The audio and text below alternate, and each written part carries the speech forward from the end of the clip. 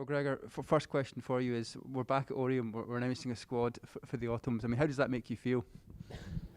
Yeah, excited. Start to see the players coming into camp as well. Speak to the players that are selected and those that aren't selected. But it feels like we're back into it. It's been a long while, but we know it's going to be a really busy period with our players and 6 games to look forward to. And you've chosen a squad of 40 for the autumns. Just talk us through the process of selection, because you've obviously had a long time to think about it. But you've chosen 40, and just talk us through that process. Yeah, well, to start with, the number is probably higher than we wanted or anticipated, but given that we have 4 players involved this week in a European final, so won't be training with us. 3 Exeter players won't be with us for the Georgia week because they've got an English Premiership final.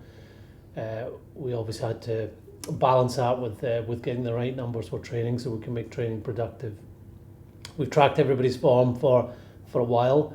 Players playing in England have been able to play more games than those in Scotland, and in terms of our 2 pro teams, Edinburgh have had more games than Glasgow. So we're looking at form, we're looking at where players are physically, we're looking at what they did previously when they've been in a camp, and then it's about getting those discussions on what we feel is right for this 3-week period, and then there will be another 4 weeks when we come together for the Autumn Nations Cup.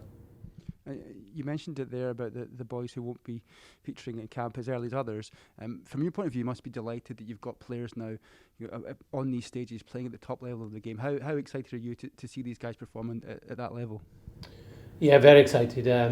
This week is European final, and to have 4 players in our squad involved in that, and also Sam Adalgo-Klein, who's just outside the squad, that's great to see. They'll get the whole build-up to that game, which is similar to an international.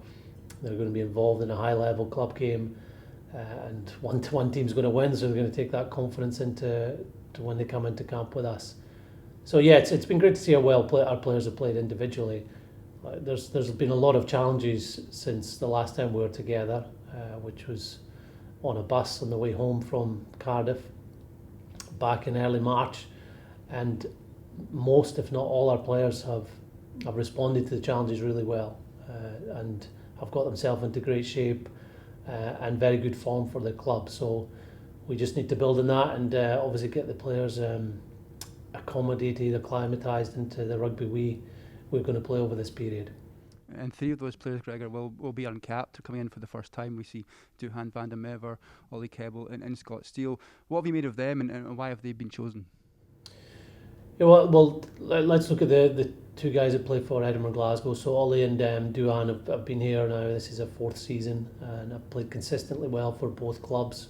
They're timing their run to form really well too. I believe they started the season in excellent form for the clubs, and they've worked really hard as well in the off season.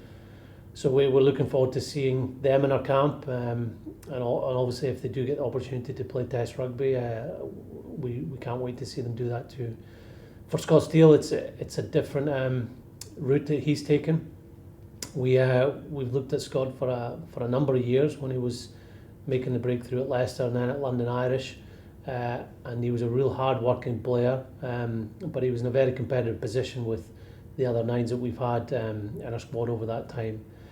We feel since the restart, he's taken his game to another level. He's got himself very fit. Defensively, he's been outstanding, and the basics of his game, his passing, his kicking, have been at a high level. And to go down to Harlequins on a loan, and then really win the starting place here is a testament to the form he's in. Another player in the Premiership that's caught your eye and coming back to the squad after a couple of years is Blair Cowan. What have you made of him for London Irish?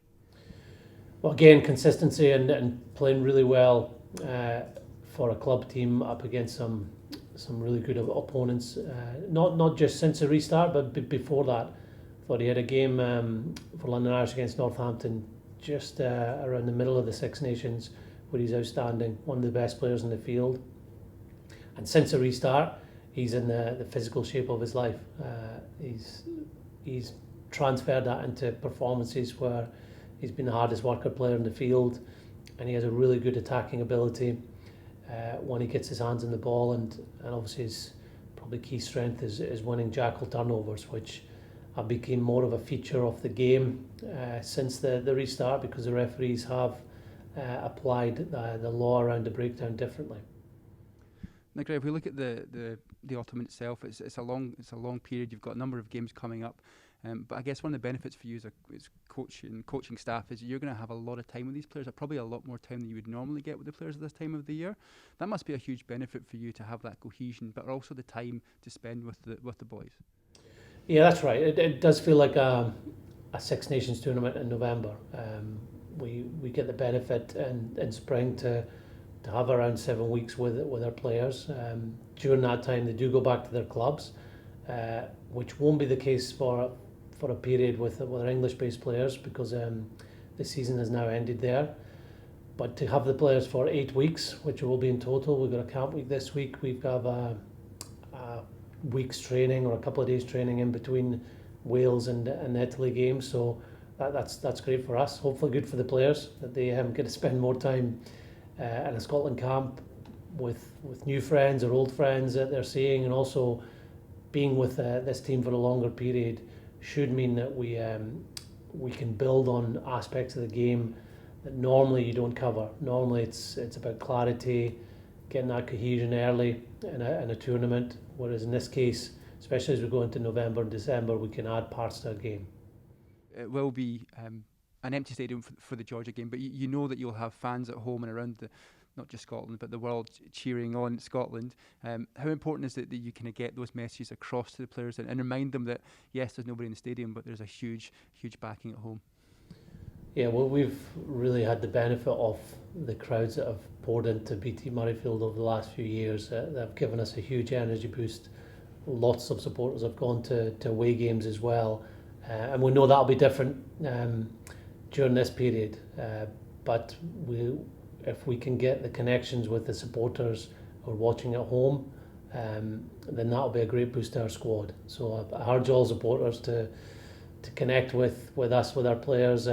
We know in this time that the performance of the national team can give a real lift to everyone through this challenging period, and our players will be doing all they can to put their best performances out there and put a smile back on people's faces.